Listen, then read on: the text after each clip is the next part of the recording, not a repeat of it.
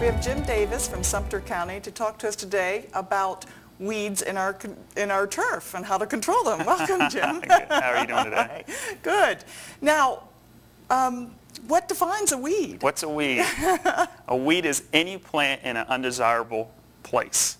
So, you know, you could have Bermuda grass in a weed if you have St. Augustine grass. You know, if you have a citrus grove, lantana can be a weed. So it's any plant out of place. But there are different types of weeds as well, because when you get herbicides, they can be specific and non-specific. That's right, and it's you have to know exactly what weed you have in order to control it. There's a lot of species out there, hundreds of them, but they all really fall into three categories or classifications. First of all, the grasses, and most everybody knows what grasses look like. They have a round stem, very easy to identify. But there's others such as your broadleaf weeds, and this is a broadleaf right here, and a very common one in the landscape. This is called spurge, and spurge is a classic broadleaf. And broadleaf weeds have netted veins in the leaves, and they typically flower. So these will require a different type of control. Also, your sedges. Now, how do you tell that from a grass? That looks a lot like a grass. Looks just like a grass. Just remember, sedges have edges, and they have a triangular stem on it. Whereas grass has a round stem. Has a round stem, correct.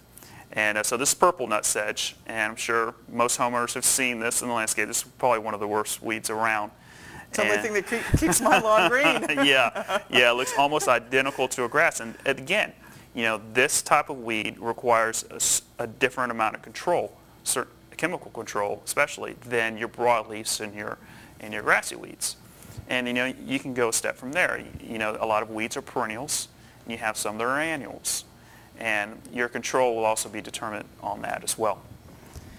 Well, now, what kind of control are we talking about? Usually in my flower garden, I'll just pull weeds, but I know in the turf, there's like weed and feed and stuff like that. Well, you know, in your flower beds, what you do with your hand pulling is the best way to do it, to be honest with you, especially with your annual weeds. That's the best way to remove weeds.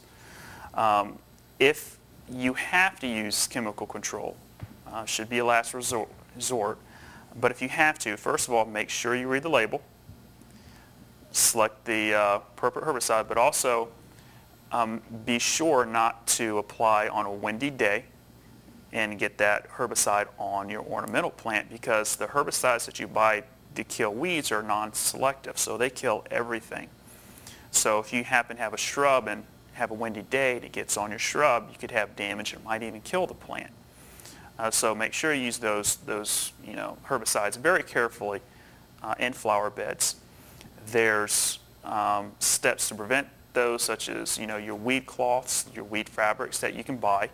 Doesn't keep out 100% of the weeds, won't keep out nut sedge. Well, we use the landscape cloth and then we put down mulch on top of that. Yes. We still get some weeds. You still get some weeds, but it cuts the weeds dramatically. Yes. But just remember, if you use that weed cloth to pull back the cloth, you don't want it, right next to your trunk of the plant. Right. And depending on your type of plant, because we have some some lilies that come up from bulbs, and they'll be pushing up everywhere through the landscape cloth if you're not careful. Absolutely, yep. And also, a lot of people ask about pre-emergences. Yes. Should you use pre-emergents in the flowers, your flower gardens?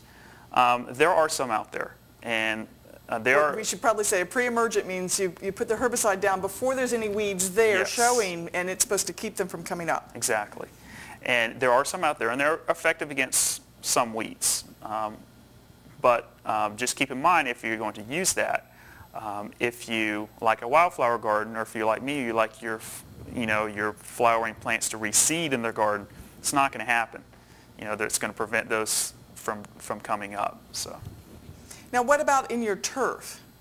Is it any different? I mean, we can't put landscape cloth and mulch down on your turf. What do we do there? Your turf's different, and for your turf grass, a lot of people ask, should we use weed and feeds? Answer is no. We try to discourage the use of that. Weed and feeds, there's one herbicide in there that's not very environmentally friendly, especially if it gets in the water. So that's something we tell people to stay away from. We encourage homeowners to spot treat their weeds if possible, if you need to. There's also problems with the weed and feed that we have such hot temperatures here. Some of those chemicals can kill off everything if it's too hot, and there's only certain times a year when you really can use them. That's an excellent point, and we've actually seen that in the villages and other communities this year, where not only herbicides but other pesticides used above 85 degrees, and it just gets too hot and burns it out and cause more damage than it's expected. So that's a very good point. Yeah, most of the marketing for those chemicals are just made for up north, and they don't have our kind of conditions. That's absolutely true. So what do we do about weeds in the turf then? Weeds in the turf. First of all, you have to have good management and make sure that you're mowing at the right height. Make sure you're not scalping the grass. Make sure you're watering appropriately, because there are certain weeds. If you see dollar weed or a lot of nutsedge, that can be a sign of either poor drainage or too much water in that area. Also, avoid any compacted areas. So, especially with grasses such as St. Augustine grass. If you walk the same way on St. Augustine grass, it gets compacted. Then you have weeds such as goosegrass, that loves that area. Also, if you're mowing, don't mow the same way week after week after week. The reason why we tell people not to do that, to rotate that, is because to prevent compaction and prevent weeds from getting in. When you have that little strip between the road and the sidewalk, though, there's usually only one way you can easily go, and there's always that compacted way there. Yes, it's hard. Yeah, in some cases it's hard to do that. But in smaller yards, we try to encourage homeowners, instead of getting a big riding mower, get a push mower. That's going to be a lot, and also with your mowing too, you can take a blower and blow off any weed seed, or just wash off any weed seed underneath your mowing deck to prevent the spread of seeds to other places. So. But so there's no herbicides you're really recommending for lawns except for spot treatment? Spot treatment, there are herbicides, and you have to be, a lot of people say, well, or ask, is there one herbicide that you can use on all turf grass? There are certain turf grasses that, there are certain herbicides that you can only use for certain turf grasses. For example, you have some herbicides that you can use on St. Augustine grass that may damage Bahia grass, and vice versa. And there's certain herbicides out there that you can use on warm season grasses such as St. Augustine grass, but they'll put a little asterisk, say do not use on Floratam St. Augustine grass. Oh, wow. Because it will damage it. That's the most common St. Augustine. Yes, it is. And so make sure you read that label carefully and thoroughly, and make sure that more is not better.